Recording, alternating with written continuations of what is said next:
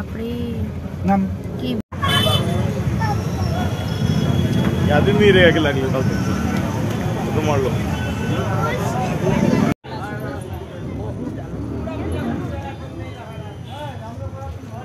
Video के ना photo खींचो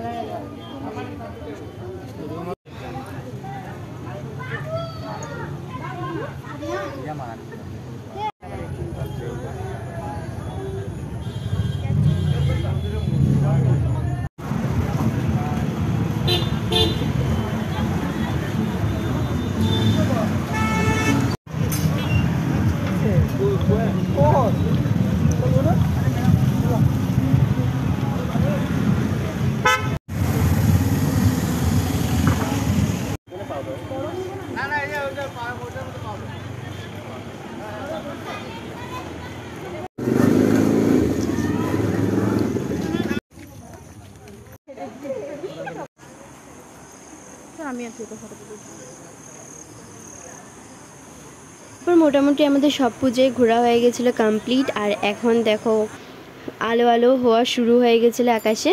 তারপর আমরা সবাই চললাম আবার তিনসুকিয়ার জন্য।